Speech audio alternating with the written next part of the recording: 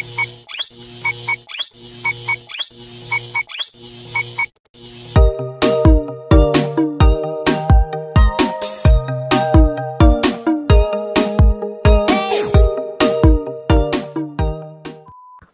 up mga katropa? Welcome back to another video. Kumusta pa kayong lahat? Sobrang namiss ko po kayo. Pasensya na po talaga kung sobrang tagal kong hindi nakapag-upload. More than 2 months na po yata nakakalipas. Pasensya na po talaga. At naging busy po tayo nitong mga nakarang buwan. And for this video, I'm going to share with you some alternatives to niche fragrances. Bakit nga ba yung iba nag-switch into niche fragrances? Una-una kasi baka yung iba is naboboring na doon sa mga designer o sa mga common sense and they want to upgrade their fragrance game. Yung iba naman po is gusto ng medyo unique na scent, may pagka-artistic touch, yung mga ganun ba. However, pagdating sa mga niche fragrances, medyo pricey silang lahat kasi they offers much better quality, mas natural ingredients yung offer sa mga niche fragrances. Kaya given na yun ay medyo pricey compare sa mga designers. But don't worry mga katropa, bibigyan ko sa inyo ng mga recommendations na hindi nyo kailangan mag-spend na sobrang mahal sa mga niche fragrances. Okay, yun lang mga katropa. Itong mga perfumes na i-reco ko sa inyo is based on my experience. Kumbaga, na-test ko na siya sa akin skin's chemistry. Talagang nag-work siya sa akin. At isa sa mga category na pagpili ko sa mga to is, una-una is yung kanyang scent profile. Hindi naman eksakto yung pagkakakopya niya dun sa niche fragrances, but the scent itself is sobrang okay siya para sa akin. Okay? So, to start with, from the house of Kilian. Ito is kilalang to sa mga medyo sobrang artistic talaga ng mga fragrances. Talagang napaka-head turner, talagang medyo kakaiba yung kanilang mga amoy, pero in a good way. So, what I'm talking about is Angel Shared by Kilian. So, kung di ako nagkakamali, itong fragrance na to is kilala to since last year pa or last year pa. At sa sobrang pagka-hype ng fragrance na to, sobrang daming gumawa ng mga clones. Pero ako personally, yung mga iba daw is na-try ko na, pero pa sa akin, ito yung isa sa, hindi naman sobrang talagang kopyang-kopya, pero the scent is okay na siya para sa akin. Kaya yung ating alternative sa Angel Shared by Kilian, we have here from the house of Fragrance World, Cocktail Intense. Yan. So, medyo ginaya din in terms of sa itsura ng bote sa baba. Pero pa sa akin, ito ay boozy, warm, spicy, and sweet. Pero, don't worry, kahit meron tong liquor na nakasama sa notes niya, hindi ito yung liquor o yung alcohol na medyo masakit sa ilong. Alam mo yun? Yun ay nakabackup lang siya to have more character doon sa scent. So, ito is strictly sa mga malalamig na lugar or even sa mga air conditions at magandang gamitin to pang date night. Hindi man sobrang projecting yung perfume na to, pero enough na yon para mapansin ka ng mga tao sa paligid mo. Siguro mga arm's length, ganun yung kanyang projection. I suggest na gamitin mo to siguro mga 3 to 4 sprays lang. So, if you want to smell like Angel Share or similar to Angel Share without breaking the bank, isa to sa marirecommend ko, Cocktail Intense from Fragrance World. Next perfume is from the house of Creed. Ito yung pinaka-favorite ko of all time. This is Creed Aventus, or also known as King of Fragrances. Kasi yung lahat ng hinahanap mo sa isang perfume is andito na. Masculine, fresh, napaka-compliment getter, at kahit niche fragrances siya, it's same as sa mga designer na very mass appealing.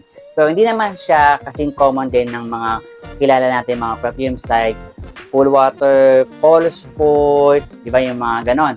So, dito marami akong isasuggest kasi talagang sobrang favorite ko siya. So, sobrang dami kong alternatives na pwede isasuggest sa inyo para sa Creed Aventus. Una-una na dyan, yung pinakamura natin is yung from Symmetry Lab, which is Aventus.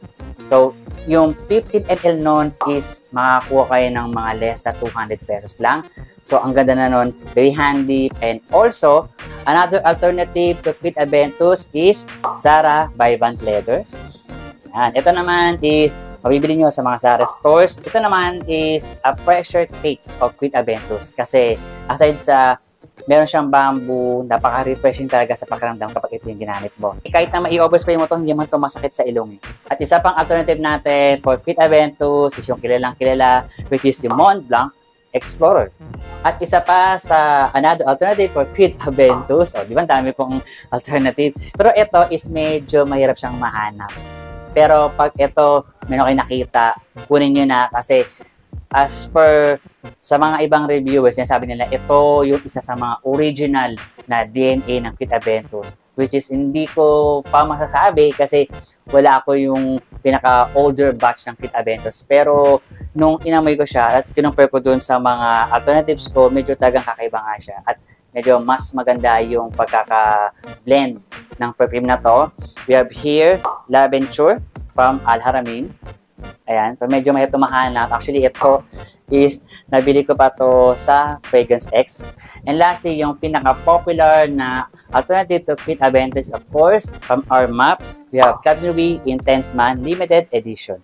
So, ito is hindi to katulad ng EDT na medyo harsh yung kanyang opening. Ito is napaka-smooth at mas tumatagal sa akin ito. Mas long-lasting to kumpara doon sa mga nauna natin. But though, they are long-lasting enough, pero ito talaga mas tumatagal-tagal sa akin to. So, longevity-wise, sa mga line ng Club Nouveau, wala akong masasabi kasi sobrang ganda talaga niya. Kung ikaw is nagde-decide na bumili ng Quid Aventus sa ngayon, na kung nagkakamali is nasa 20,000 plus na siya, at pataas pa ng pataas. At sa sobrang dami naman na gumagawa ng alternatives, ako personally, pwede ako mag-settle sa mga alternatives. Next perfume is another from the House of Quid, Silver Mountain Water.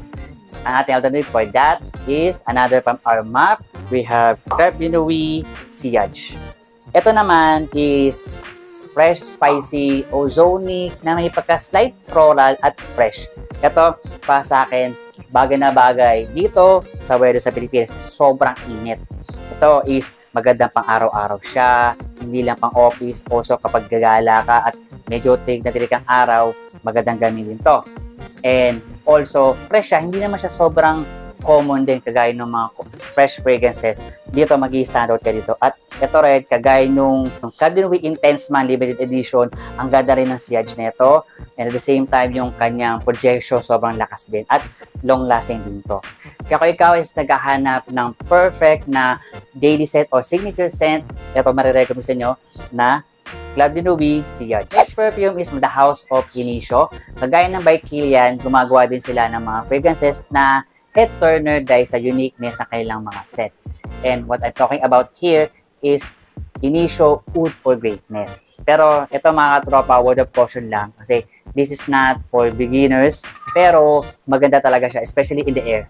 Kasi kapag inamoy mo ng malapitan, medyo aggressive yung amoy ng Oud for Greatness. Para sa akin kasi nakatry na ako ng Decanton.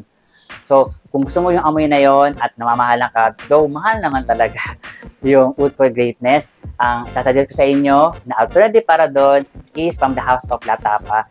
La Tapa, Oud for Glory. Yun naman, yun na yung isang masasabi ko na magandang kopya ng Oud for Greatness.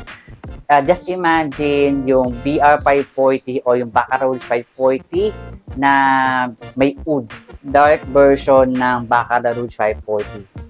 Oud, wood, and medyo may pagka-warm and spicy siya. Just like Angel shared, ito is strictly for cold weathers or cold temperatures, not for everyday scent. I suggest lang mga 2 sprays lang kasi sobrang lakas talaga ng performance na yun.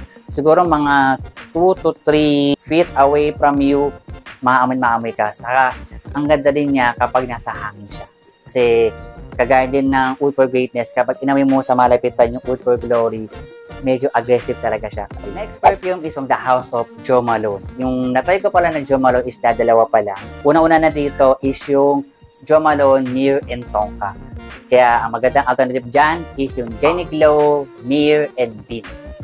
Yun talaga, medyo nahihirapan ako makahanap or nahihirapan ako makachamba kasi lagi siya nauubos. Kasi sobrang ganda nung pagkakablend nun. Warm, spicy, sweet, and aromatic. So, perfect na perfect siya for date nights, for cuddle nights, or manonood kayo ng sine. Tapos, medyo magkatabi kayo ng partner mo o yung kadate mo, talaga mapapas ka. Very sensual yung amoy na yon. Another perfume from Jo Malone is yung Wood, Sage, and Sea Salt. Kagaya ng Silver Mountain Water, ito pa sa akin, isa rin to sa magandang signature scent.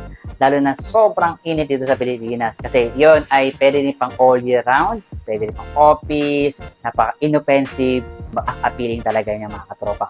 At yung ating alternative para dyan is another from Jenny Glow. We have Wood and Sage. Ito ay para sa akin napaka okay talaga siya. Especially kung may mga kasama ka na sensitive ang nose. Ito bagay na bagay sa kanila to. Ito para sa akin is a fresh, aquatic, citrus, and woody. Kaya bagay na bagay po everyday. Okay? Kaya kung gusto mo yung amoy ng Wood, Sage, and Sea Salt at mamahalan ka at gusto mo ng murang alternative, ito na yung hanapin mo. Jenny Glow, Wood, and Sage. Next perfume is, ito yung sobrang nag-hype din kasi maraming celebrities na nag-reveal na ito yung perfume na ginagamit nila. So marami din nag-try at medyo marami din na-disappoint kasi this is not for everyone. Ito, it acquires taste or case-to-case basis din kasi ito. So this is a hit or miss fragrance.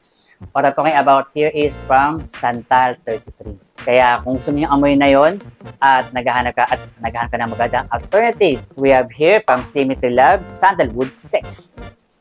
Yan. Ito naman is woody, floral, and medyo may pagka-slight na powdery siya. Pero ito, sobrang long-lasting to sa akin kasi ito ay extremely perfume na to mga katropa. Kaya kapag meron ka na ito, katulad ng Wood for Glory, medyo control spraying ang pag-ayos mo dito kasi talagang sobrang maaamoy ka talaga. Ang lakas ang projection nito at napaka-long lasting to, lalo na sa damit. Pero I guarantee, napaka-head turner nitong Sandalwood 6.